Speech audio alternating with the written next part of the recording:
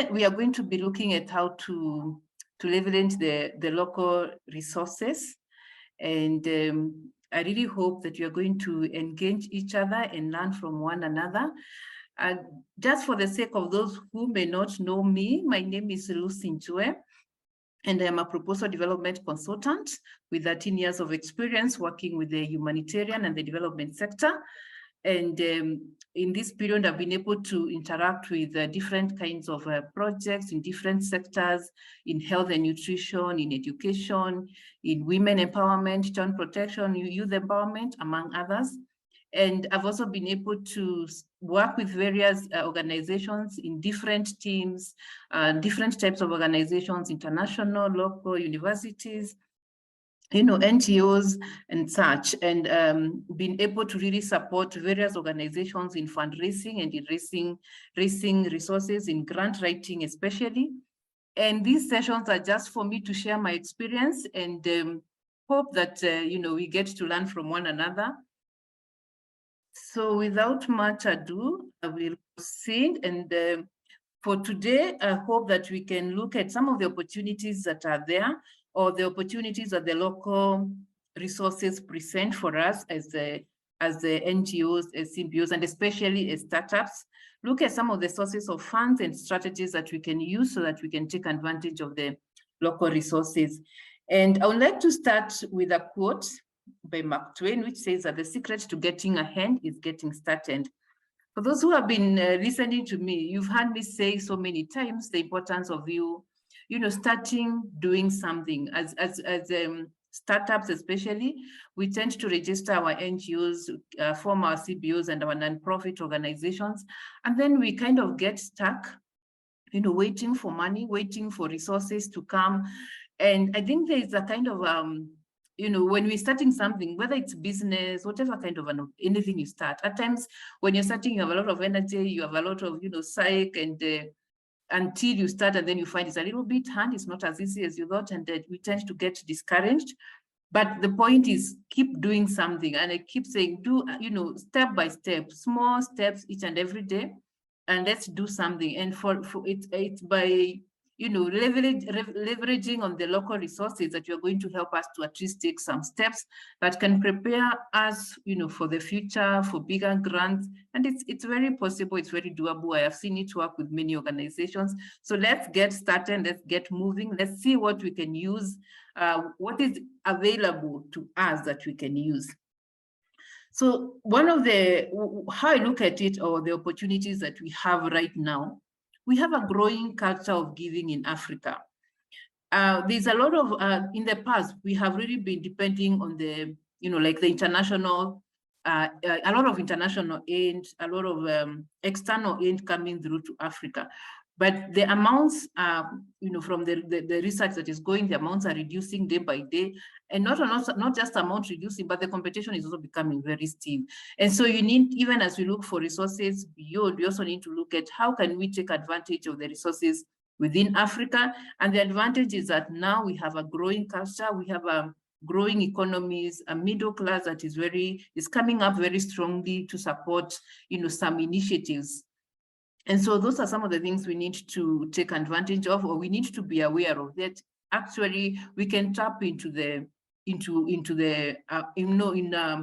Africa, we can tap resources where we are.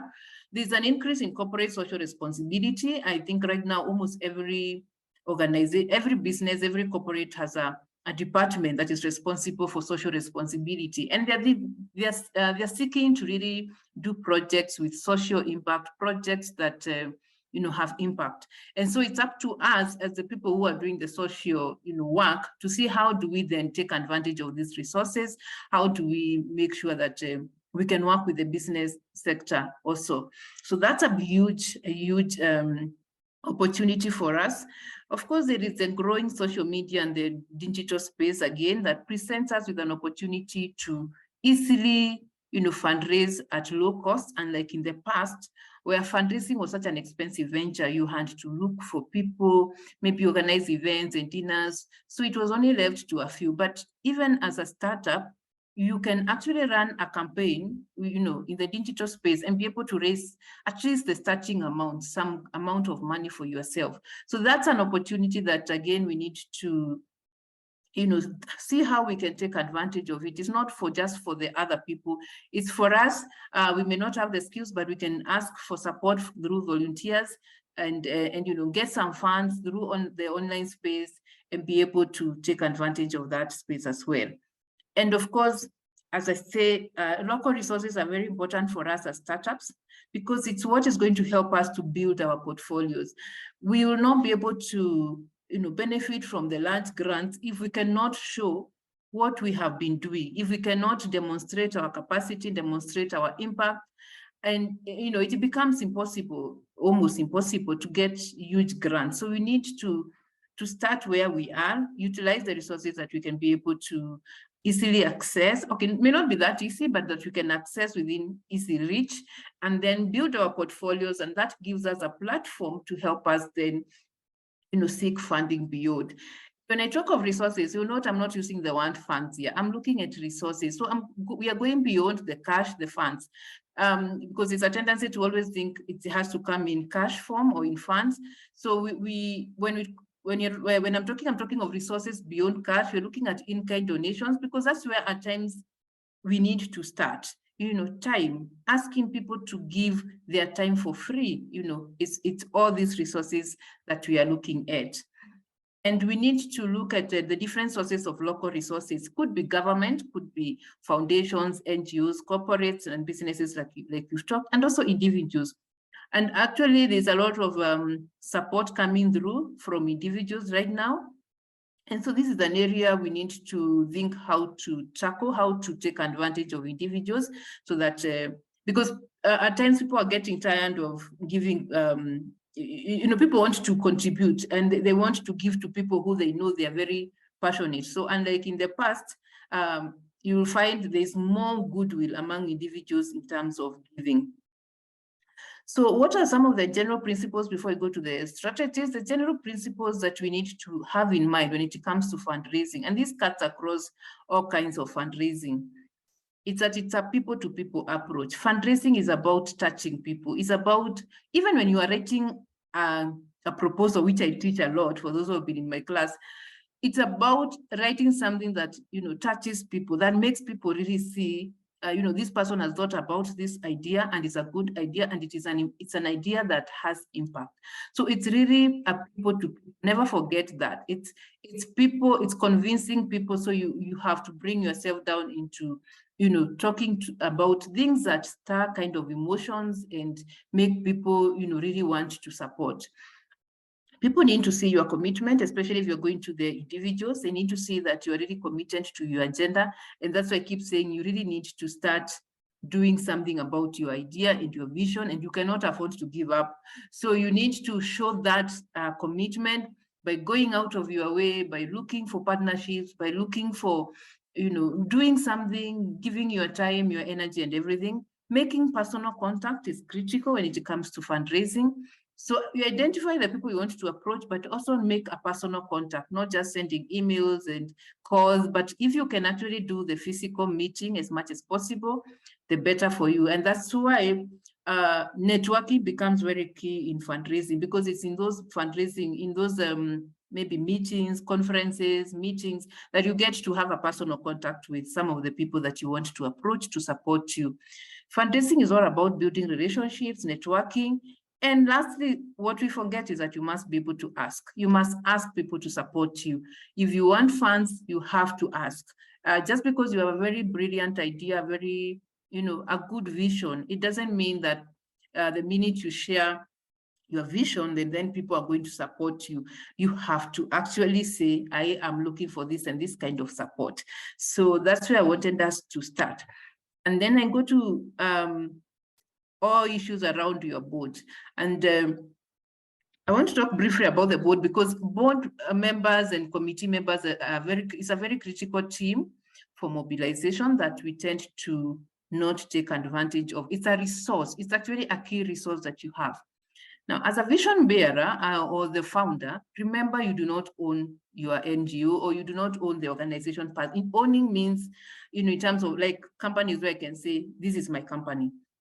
When it comes to the nonprofit, it's really, you are like a facilitator. You are the founder. You have this vision. You are the vision bearer. So especially in our setup, what I've noted is that we do not take the role of the board seriously. Both the founder may not appreciate the board. The board also may not appreciate their role. And that's why I thought it's good for us to mention that the biggest role of a board is to actually help in resource mobilization, in fundraising. That is one of the critical roles. It is providing leadership of the organization and helping in mobilization. So I just want to encourage, if you are a founder or in whichever organization you're working for, the engagement of board members is very important. And why it becomes important is because, we are carrying a very big burden as founders, as individuals, as the CEOs. Yet you have a group of people that you can actually sit with and figure it out together, and that is their role. So I want to advise that you make sure that the board that you have is a board that is committed, that is willing to support your cause, and that is going to be, participating in your activities. Especially if you're a startup, this is the kind of, you want a board that is going to support you from the word go with ideas, when it comes to networking. So you can imagine when you're alone and you're trying to think, who do I target? Who do I talk to for my vision? Who do I reach out to or for support? But if you're 7 of you or 8 of you sitting together, brainstorming becomes easier. You are taking advantage of the network of the 8 people. So every person comes in with their network. One person knows maybe someone who is running a supermarket, or knows a friend who is, who is influential, who works for a foundation. So the people that you choose for your board, as board members, or if you're a CBO as committee members, becomes very important for you, especially in terms of mobilization, in terms of networking. So this is one of the things that we may not realize, but can actually be what makes some organizations to grow very fast, whereas others are still, really struggling, because you are doing it all by yourself. So take advantage of your board, bring them on board, have meetings, regular meetings, brainstorm together, come up with ideas, assign each other different roles, and even in some cases, contribute if you have to contribute, especially when you are very new, but let it be clear, this is our role. And if you're coming to be a board member, this is what is expected of you. So they have to be supportive, and they need to be there for you. So please, let's take advantage of our board as a key resource that we have within our reach. The other aspect is the seeking community support. Now, remember, we are running our projects in the community. So we need to make sure that our communities are involved in whatever that we are doing. Whether you are meeting, young people, whether you are focusing your audience is your target group maybe is women in the community, whether it's women from whatever, it's a community of people. At the end of the day, your audience is a community of people, and there are many stakeholders involved. If you sit down and actually think around it, you realize that you can actually be able to achieve a lot of your goals, especially when you're starting, by just seeking their support. But for them to support you, remember, you have to be addressing a need that is, they really feel it's a need within the community. So let's say you're addressing issues to do with poverty, you have to package it in a way. We said it's about stirring emotions. You have to package it in a way when you talk to them, they see it's, it's up to them to come and do something about it. They have the capacity, they have the resources. So for you, you can actually become like, like you're inspiring people when you're starting, like you're really motivating them, so that it doesn't look like you're always coming to bring funds. Of course, if we work as a community and we're able to achieve something, then we attract funds automatically, or not, okay, may not be automatic, but you have the portfolio to then be able to attract funds. So rally your community, the people your audience, look at the stakeholders. So let's say you're focusing on, or your target group is young people, or maybe even school-going children. So who are the stakeholders who can help you, to figure out or to come up with projects? We are talking about even the teachers, the community opinion leaders, the chiefs, whoever, depending on your setup. And it doesn't matter whether in town, whether you're in the rural areas, there's a community that you can take advantage of. Okay, no, not advantage in a bad way, but you can work with to address some things and build a portfolio or something to show that we have had impact. So, and the idea is to make people own their problems and see that they have the capacity to actually do something about it. And you are coming here to help them think through, you are coming to help them come up with strategies. What can we do with what we have? And I'll be sharing with you some scenarios that we can use. So like I said, when you're seeking this community support, remember, you're not just asking for cash, we are asking for in-kind donations. We are asking them to join us during sessions. For example, you can ask, like I was giving an example, even people as simple people within your community, shopkeeper, to provide refreshments when you're going for a session within the community. Ask members, maybe if you're doing to do things like books, donate clothes. You know, some of those things are may not seem like they may not give you direct cash, but for startups, it helps you to be, you know, for people to trust you. It helps you to build your credibility when you can be able to seek people to support you, the community to rally behind you, and be able to meet a need within the community. So that is one thing that I find at times we struggle so much, yet we have a lot of resources. If you map out, say you're in a rural area, you know, the local businesses within that area, without thinking about the big corporates, who can you address? If you sit down with your board members, who can you actually reach out to and support you, whether in kind, if they can give you cash, the better. It doesn't matter how little the money is, but they help you to start off and to stop using your cash, you know, from your pocket. Because what happens is many founders start using their own money, and then you feel drained, you feel you actually give up on your dream very fast, and you just feel this wasn't meant for me. But it's because we don't tend, we take it up like our thing, instead of trying to see how you can work with the community and to leverage on what they have and the resources they have as much as possible to address a need within community.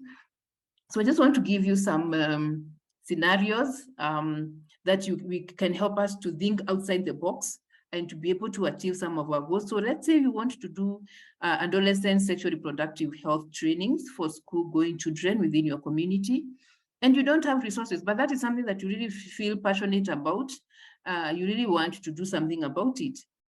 So you could start as simple as, you know, maybe mobilizing alumni members of that school, going back to them and asking them, could you come in as volunteers? I know in Kenya or in Africa, the whole concept of volunteers is not very common, but it's something that I think is becoming more and more acceptable. Getting like alumni members of schools to work with, come give their time, run sessions with them, at basically no cost to them, because the idea is to meet a need, and for you to be able to show that you have reached a certain number of people, you have something that you can show when you know in future when you're looking for funding.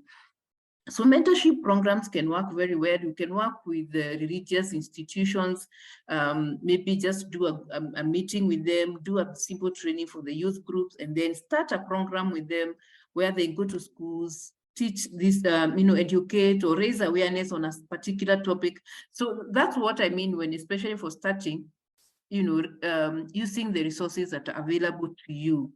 If you want to do, for example, a women economic empowerment project, you can start the self-help initiatives where people come together, they have savings, they save and loan each other, or the merry-go-round ideas, and they can grow to be very big projects, in the long run, if you manage them well, and if the community trusts you, and you work with them, come up with a project. You could even come up with a project where you're going to contribute and make sure that every household has maybe even maybe if you're targeting maybe an asset like a cow for their milk, or even I've seen people grow coming up with ideas of having water storage facilities for households. So this is where you start, basically start by mobilizing the individuals, mobilizing the community members to support your ideas, to work with them, them as volunteers, and build a portfolio for your organization. So don't sit down and say, I do not have resources, I do not have grants, so there's nothing much I can do. You spend all your energy writing proposals and looking for funds, and you get overwhelmed.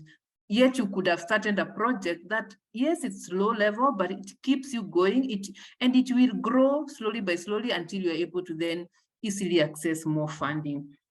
For corporates, again, map out within your reach, people that you know around you, the local businesses, see how you can work with them to support you, like I have mentioned.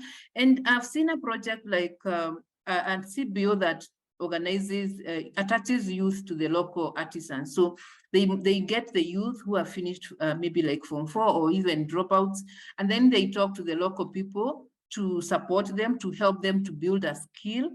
And they're not a big organization. You start it at community level. Before you know it, you have supported 5 or so young people. They have gained a skill. They have been employed in maybe even in as a mechanic.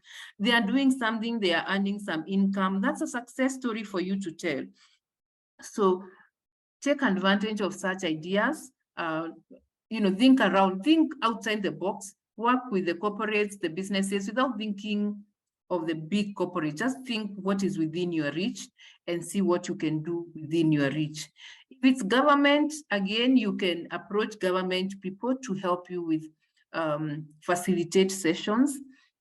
At times you go to the community, you are running a project, and like someone was telling me the other day, and they get a lot of cases that they cannot deal with. They have cases because they're doing some awareness, but then people come with specific individualized cases, and they want to be assisted, and they don't know what to do. You can partner with a government facility to be offering some of those people maybe counseling services, and you see it will not be at an extra cost. Or even you can bring in a government person to come and be with you during such sessions, and they will offer their services. Even if you give them a token, it's not the same as if you are to bring in consultants. So I think me, I'm very big on government. Work with government. See also how you can link your beneficiaries to access services, to access bursaries, government bursaries, to access youth enterprise funds. And when you do such things, make sure you always document them, because this is what is going to help you again now to show, I have a portfolio, I have done 1, 2, 3, I have helped this number of youth to be able to access funds and to transform their lives. So those are just local resources you can take advantage of. When it comes to NGOs and foundations, one of the strategies that I've seen working very well is where you identify a mentor. So if you are a small organization, you can look for a kind of like a mother organization that you ask. Again, it's about asking, it's about presenting yourself and asking and being very clear, I would want to work with you. You hold my hand. So you work together, but basically they are mentoring you. They are holding your hand, and when they get funds, they subgrant small amounts of money to you. So you become like a mentee. You learn on the job. You get to get ideas of how they operate, but they hold you, because it's hard when you're alone. It's hard when you have to set up systems with no funds and everything. But if you have someone who's committed to mentoring you, even when they're doing a proposal, they will write a proposal. You write a proposal, you can write as a team, and then they subgrant small amounts of money to you and help you to grow. So it's a very good strategy for anyone who wants to grow fast. Identify a mentor, approach them, talk to them, see how you can work together, how they can hold your hand and walk this journey. So those are some of the ideas, but basically there's a lot. And the purpose of this session was really to help you to see there's a lot of local resources around you that you can actually, leverage on, but you have to think outside the normal traditional fundraising strategies, the usual grant writing, which I know I am big on, but especially for startups, please take advantage of other strategies like we have talked. See how you can work with your communities, with your board members to leverage resources. See how you can use the online space, which probably do a different session. I realize it is a huge, a whole lesson around the online space. But basically, it's about thinking outside the box and taking advantage of the networks that you have and the community people around you and the individuals and the corporates. All of them. And that brings me to the end of my presentation for today.